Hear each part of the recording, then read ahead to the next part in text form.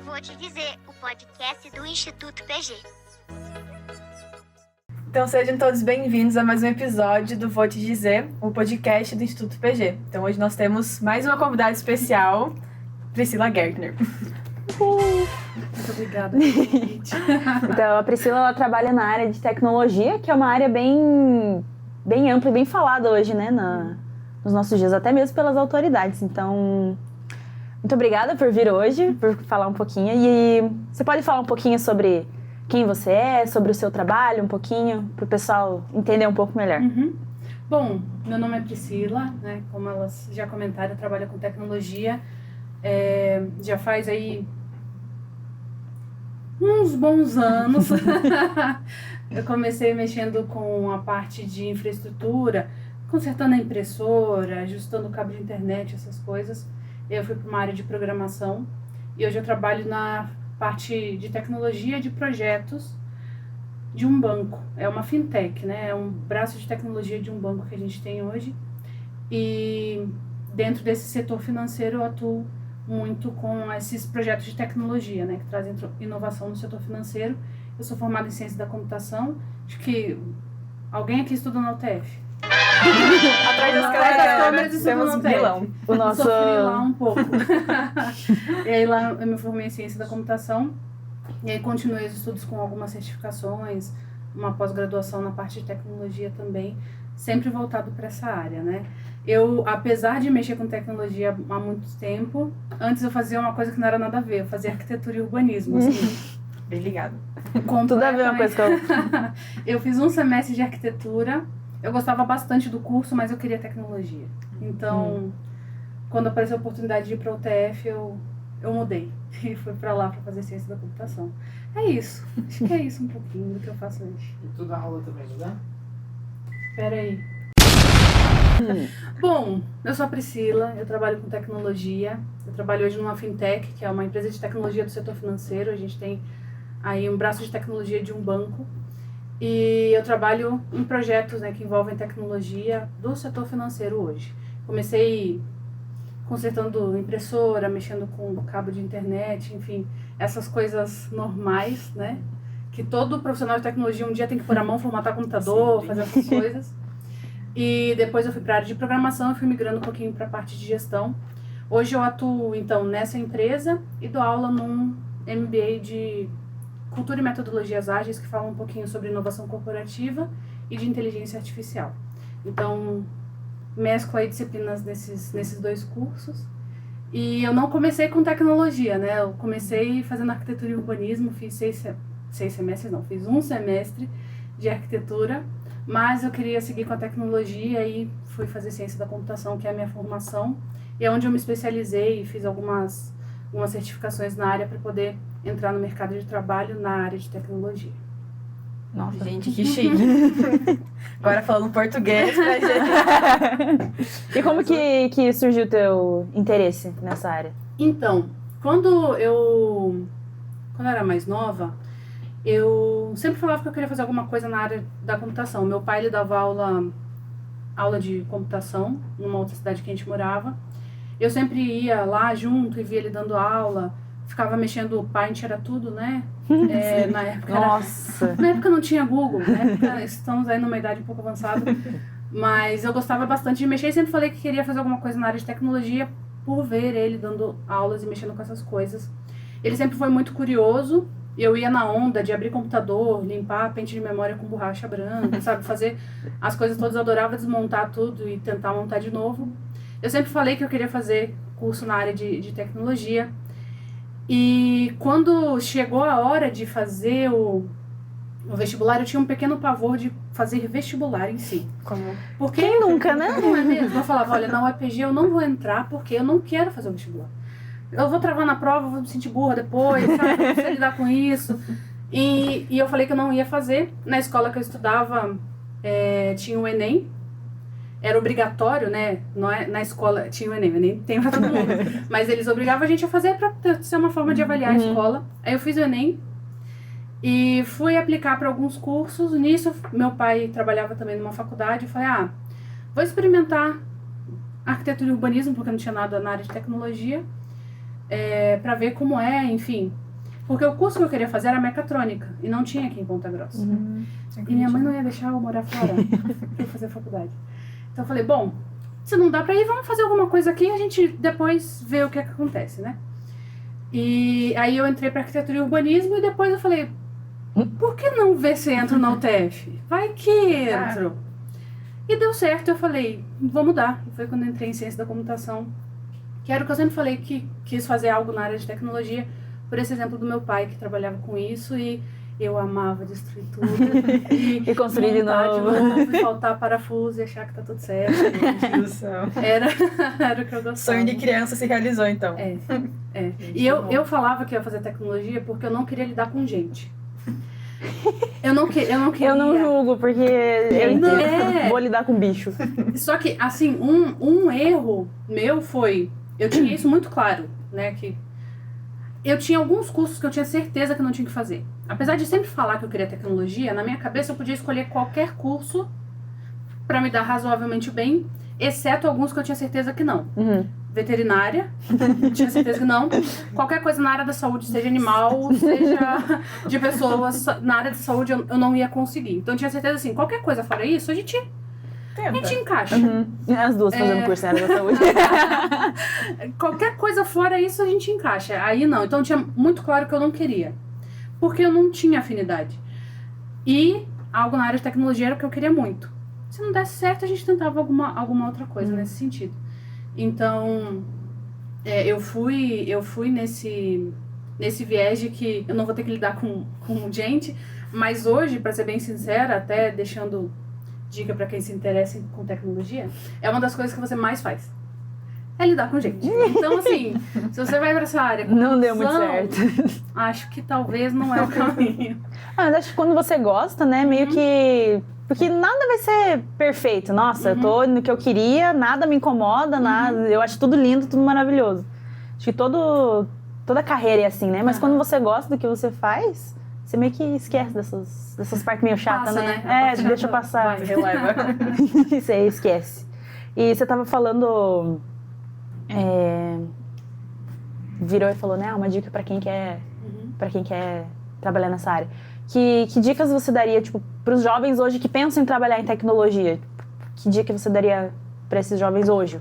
Talvez como se preparar, alguma coisa que eles precisam esperar do futuro, né? Tipo, isso vai acontecer ou alguma coisa assim. É fato que tecnologia não volta mais, né? Atrás, no sentido de, não vai ter mais nada ligado à tecnologia. Tem gente que fala de apagão e tudo, mas tem uma área que tá aí, não tem até... Além da tecnologia em si, você tem a tecnologia como auxiliar de outras áreas, auxiliar da medicina, auxiliar de... Enfim. Então, a tecnologia você vai ter em vários setores. Mesmo que você se interesse por tecnologia, mas por outras coisas, por exemplo, tem gente que se interessa em tecnologia aplicada à saúde. Então, você vai ter campo. A tecnologia aplicada à advocacia. Você não fica estagnado só em tecnologia, você consegue conhecer sobre outros temas. Por exemplo, hoje eu trabalho nesse quesito de tecnologia voltado ao mercado financeiro. Tá em todo lugar hoje. Tá em todo lugar, né? E sempre evoluindo. Exato. Então, assim, a tecnologia, ela é uma carreira promissora, é uma carreira que tem bastante campo e bastante mercado de trabalho, mas se eu pudesse dar a primeira dica não vá pra área de tecnologia por causa do dinheiro. Sabe? Olha, vou pra lá porque tá ganhando muito dinheiro. A chance de você quebrar a cara é muito grande, de não ganhar dinheiro, inclusive, né? Porque não é fácil mexer com tecnologia. E se você não vai com aquele... Se você tem dúvida, experimenta. Experimenta, vê como funcionam as coisas. Tem curso gratuito, tem videoaula, enfim. Mas se você quer apostar tudo porque você vai ganhar dinheiro, mas você não sabe como é o universo, a chance de você se frustrar é gigantesca. Assim, é gigantesca. Então, não ir só por causa do boom financeiro que falam em relação à área de tecnologia, eu acho que é a primeira coisa.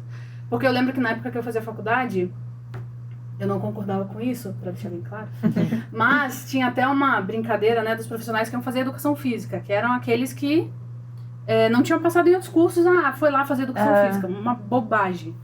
Mas hoje, se você vê até, sabe esses produtos que vendem no Instagram, consultoria e tudo mais, é uma das áreas onde ganham mais dinheiro.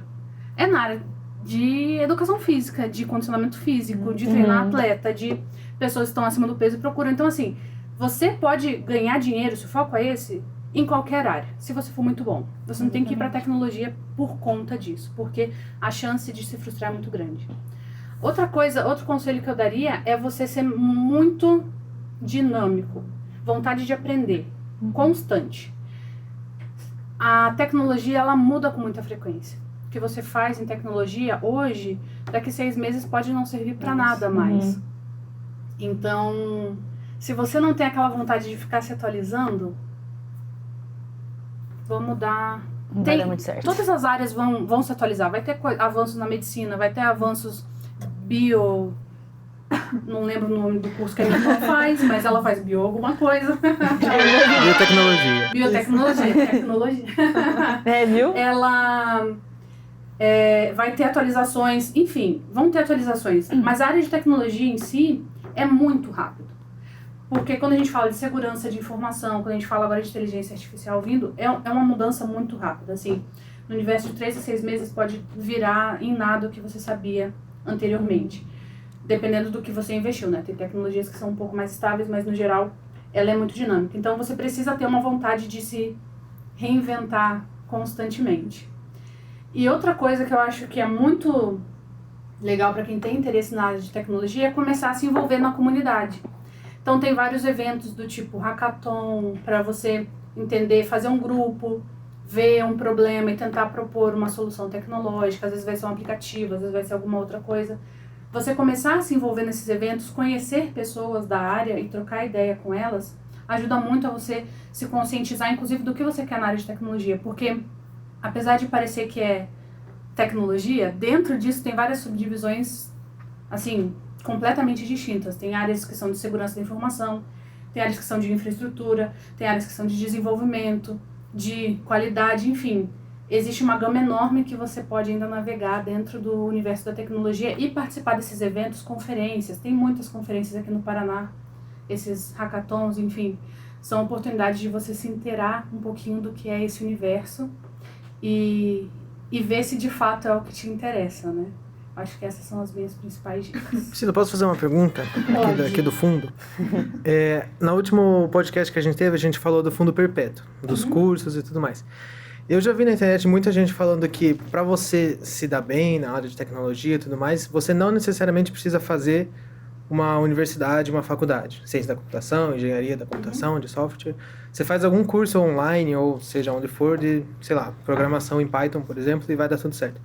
Você acha que isso é verdade, ou quem tem um ensino superior nessa área tem um diferencial, ou no final das contas dá no mesmo? Eu vou falar, assim, muito pela minha experiência, tá? O conhecimento, eu participei, numa época eu coordenava o time de tecnologia, eu fazia as entrevistas e tudo mais para ver quem ia fazer parte do time. E eu, assim como vários outros colegas que atuavam nisso também, que fazem esse processo de recrutamento e seleção, eles tinham a mesma opinião. A faculdade, ela não vai te dar o conhecimento super master para você ser um excelente programador. Não vai. Quando você aprende na faculdade, você vai colocar em prática, isso acontece além da tecnologia, mas assim, você vai aprender muito mais fazendo outras coisas do que só na faculdade. Mas a faculdade, o curso superior, seja faculdade, um tecnólogo, enfim, ele te dá um diferencial de você ter andado uma milha a mais.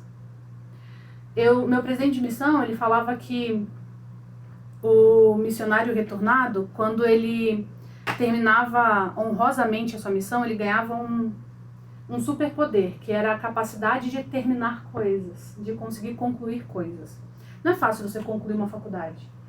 E quando você vê um profissional, quando você põe na balança, né, profissionais que são muito parecidos, você faz lá questões técnicas, provas técnicas e tudo mais, e os profissionais são muito parecidos, faculdade para mim era um critério de desempate. Porque aquela pessoa demonstrou um interesse a mais no quesito de, putz, não pegou e, deixa pra lá, sabe? Isso daí não serve pra nada.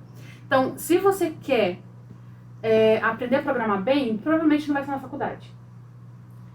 Mas ela vai te dar outras habilidades que não são só relativas à programação, que são fundamentais no mercado de trabalho. Eu gosto muito de fazer tudo sozinho. Você não vai trabalhar sozinho em tecnologia. Você vai ter que lidar com pessoas de negócio, pessoas que são demandantes, com cliente que quer o aplicativo, às vezes quer o botão vermelho, às vezes quer azul, às vezes não quer botão. E se você faz tudo muito sozinho, não trabalha essa questão em equipe, e a faculdade também proporciona isso, você acaba sendo aquele profissional de TI que imagina que vai ficar numa sala fechadinho e não vai vingar muito, porque mesmo que você saiba muito, você não vai ter espaço para colocar aquilo para rodar. Então, a faculdade não é uma questão da tecnologia em si, mas um diferencial quando você adquire outras habilidades do mercado financeiro. Então, para mim é essencial, assim. Se pudesse dar um conselho para qualquer coisa, faça algum curso superior, seja a área que fosse. Eu acho que te dá outras habilidades para o mercado, não só relativas à sua área de atuação, mas te desenvolve em outras coisas que são essenciais. Muito bom.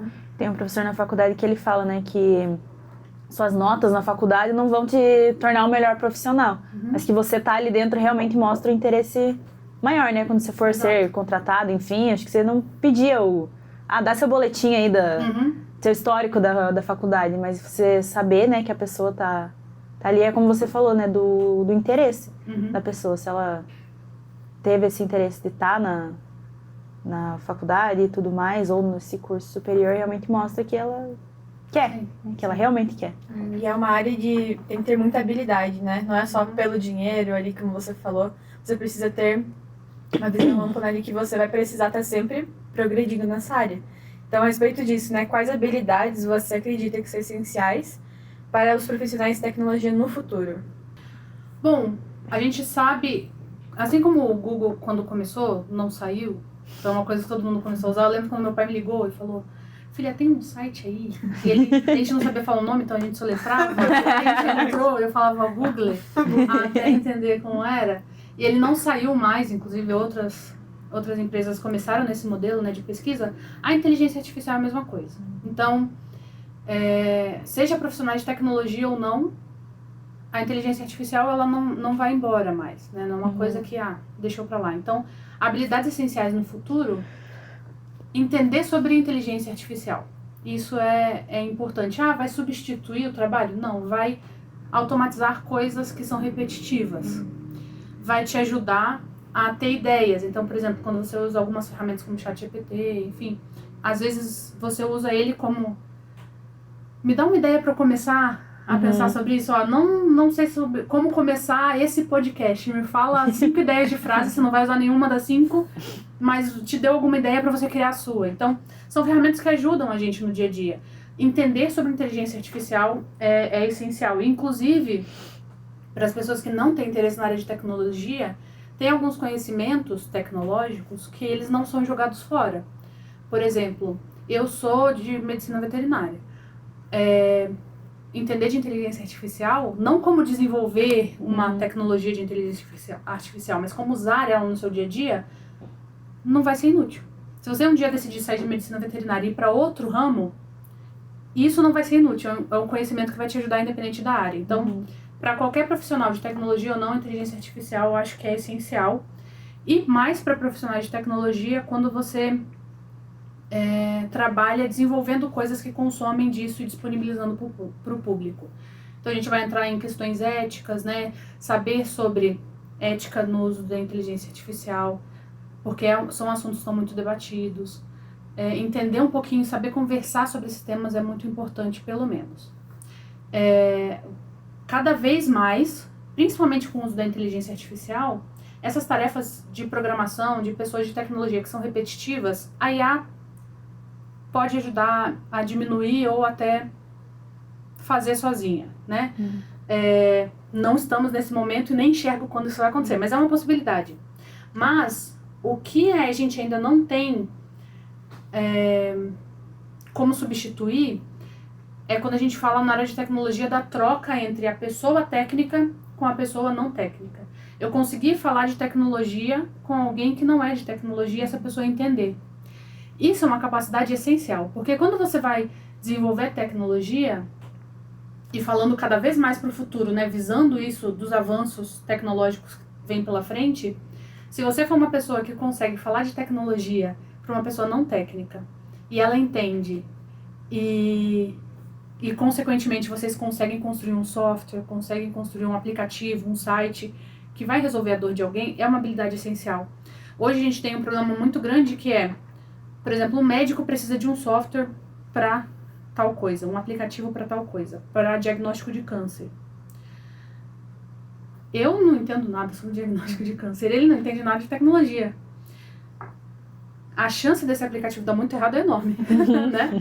Então, quando você cria profissionais que conseguem essa habilidade de traduzir a tecnologia para pessoas não técnicas e de ouvir e absorver necessidades de pessoas, a gente tem uma chance maior de sucesso no desenvolvimento de software. Então, essa habilidade de simplificar a tecnologia e a abertura de entender o real problema que as pessoas querem resolver com um aplicativo, com um site, é algo essencial.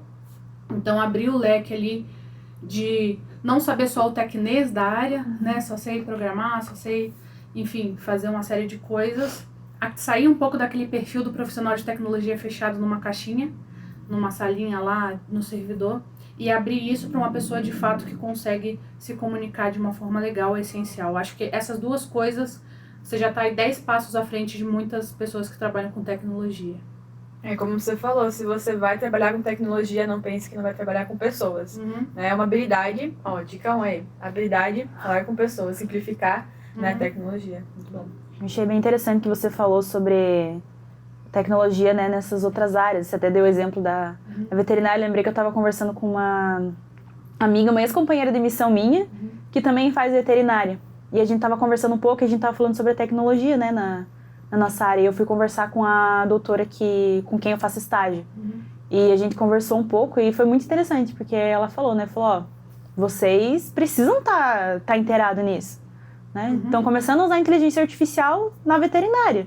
E eu não entendo nada de tecnologia. Falei, nossa, acho que eu preciso me atualizar mesmo, né? Porque, realmente, como você falou, é uma coisa que não vai voltar, não vai cair em desuso. Vai ser cada vez mais usada em todas as áreas. Sim. Então, acho que foi um toque pra mim, eu me atualizar um pouco mais sobre essas coisas, porque realmente vai dominar o mundo todo aí, né? E se você parar pra pensar, às vezes as pessoas não se atualizam porque é chato. Às vezes você vai ler um texto, vai falar lá sobre... É um texto pesado, é um texto técnico, é um texto chato, é um texto que as pessoas não entendem. Então você conseguir fazer uma coisa... Porque o uso, por exemplo, da IA, que é o que a gente está falando agora, a inteligência artificial não surgiu com o ChatGPT. Ela existe, assim... Meu TCC da faculdade foi sobre, entendeu? Antes disso, já tinha vários anos de estudo sobre inteligência artificial. Só que quando a gente vê ferramentas, o ChatGPT, que foi o que fez o boom, né, em relação à inteligência artificial, tem até uma linha lá que você consegue ver as pesquisas do Google, né, os mais pesquisados. E quando você coloca inteligência artificial, ela é uma linha assim, próxima a zero, bem baixinha. E quando lança o ChatGPT, dá um boom assim, gigantesco. As pessoas começaram a pesquisar sobre inteligência artificial. Por quê? Se ela existe há tanto tempo, só agora as pessoas deram boom? Porque ela democratizou o acesso. Não tem como você não saber usar o ChatGPT. É uma caixinha tipo WhatsApp. Olha, eu não sei. Eu tava na missão quando isso surgiu, então eu ainda não usei. Nunca usei ChatGPT, gente. Mas assim, você não precisa ler o manual. Não precisa ler o manual. Tem inteligência tem coisa de inteligência artificial, pesquisa no WhatsApp agora. Aqui, entende? É assim, ó, é uma coisa que, às vezes, até pelo nome, por falar inteligência artificial, as pessoas já fazem assim, não muito sei. Difícil. Mas ele democratizou no sentido de, o que você tem que fazer pra usar? Você vai abrir um site, vai colocar sua conta do Google lá, ele vai pedir pra você criar um login, e você vai falar, oi, tudo bem. A partir daí, você pergunta qualquer coisa, você fala qualquer coisa, entende? Então, assim, ele democratizou o acesso. E isso são várias. Sabe aqueles vídeos que viralizaram no Instagram? Assim, ó, perguntando pra inteligência artificial. Faz um gatinho feliz. Agora faz um gatinho mais feliz. Agora faz um gatinho que expanda todas as capacidades de felicidade. E aí vai ficando um negócio meio absurdo. As pessoas criam essas imagens usando inteligência artificial. Qual é a única coisa que elas fazem? Faz um gatinho feliz. Cria uma imagem. Mais feliz. Cria outra imagem. Mais feliz ainda. Cria outra imagem. Então, assim, quando que isso aconteceu antes do ChatGPT? Nunca.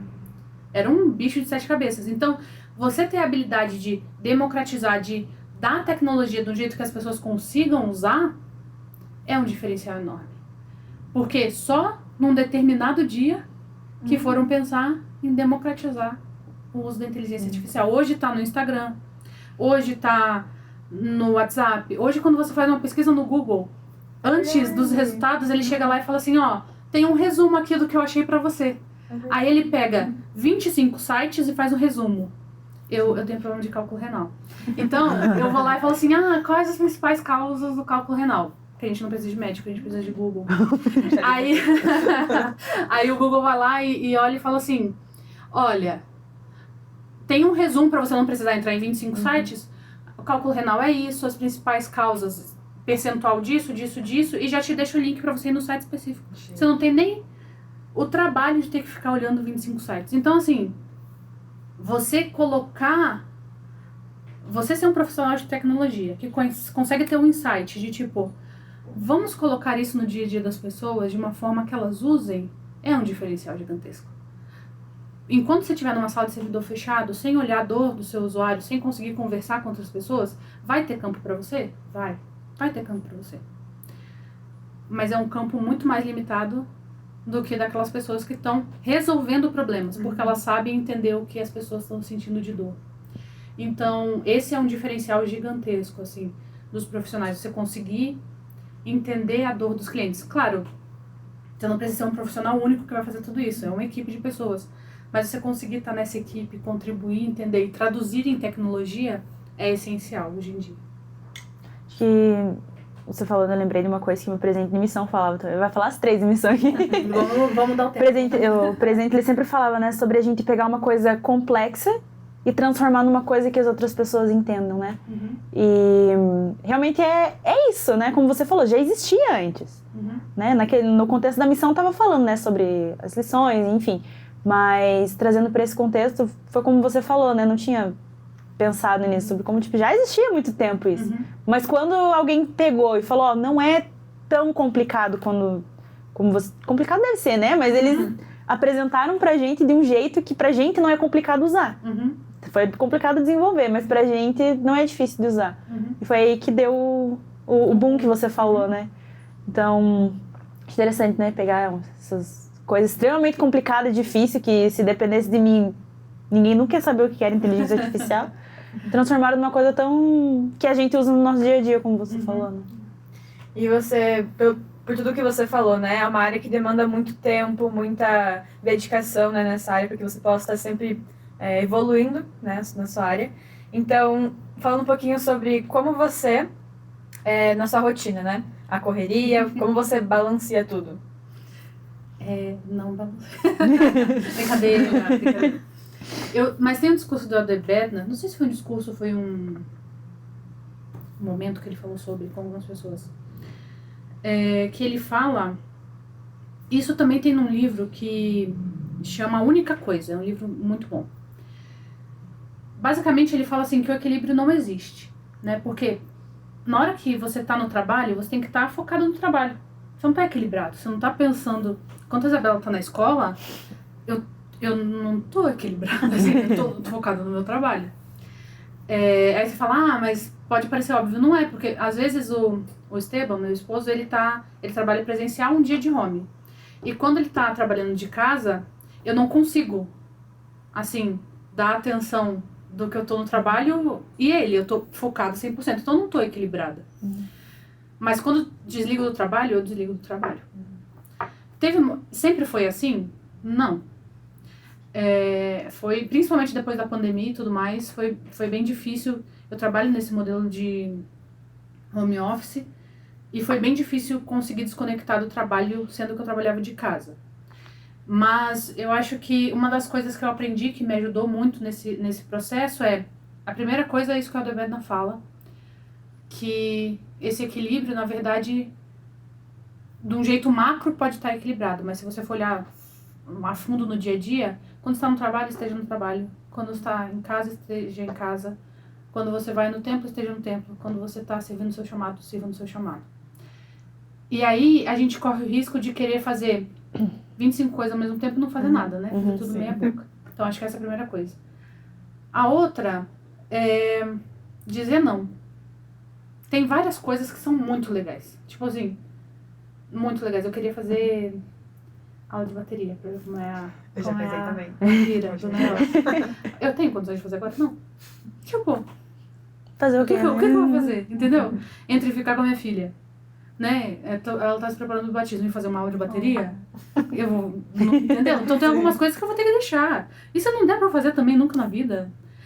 E isso me leva a algo que é ter as suas prioridades muito claras, assim. Nesse livro, A Única Coisa, e também o Aldebaran fala, ele fala que é como se a gente estivesse equilibrando vários pratos, né, na nossa vida.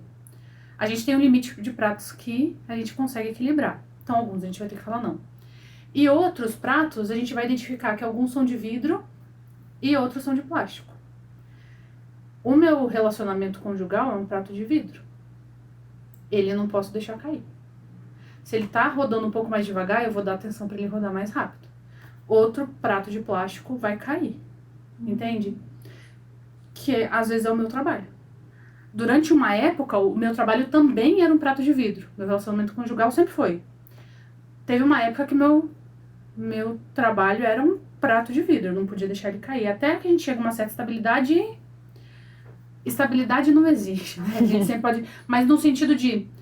Agora eu sei o que eu tô fazendo, eu tô me mantendo atualizada, mas eu não tô assim, saindo do zero, né? Uma coisa é você tá saindo do zero pra chegar num nível de atualização. Outra coisa é você já tá num nível e vai se atualizar.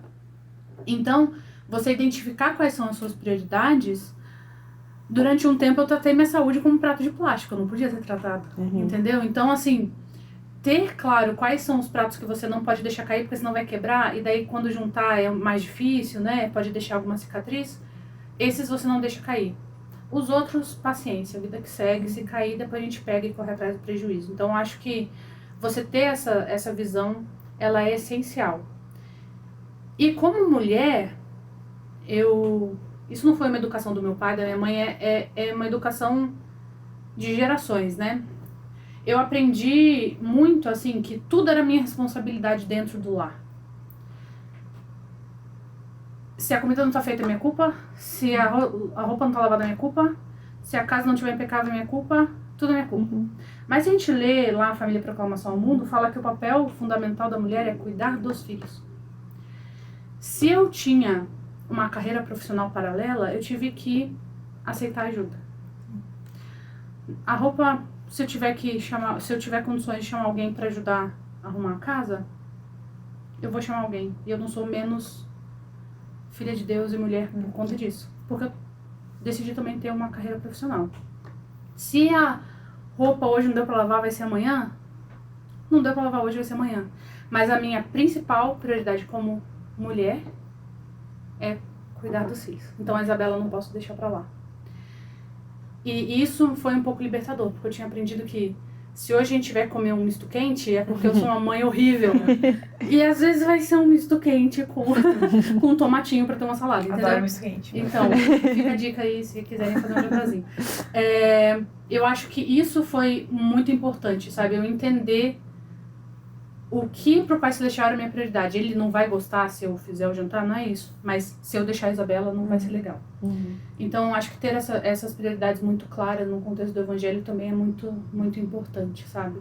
E isso ajuda a gente tentar balancear tudo no dia a dia. Acho que se fosse pra resumir, né, tudo isso seria prioridades, né? Exatamente. No momento do trabalho, a prioridade é o trabalho, no momento de estar com a família, e às vezes na nossa vida em momentos, né, a prioridade vai ser uma ou outra. Mas, infelizmente, nosso tempo chegou.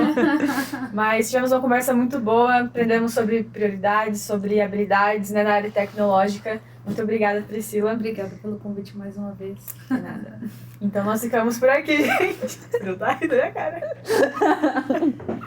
Mas, é isso. Bora pro próximo episódio. Tchau, tchau. Vou te dizer, o podcast do Instituto PG.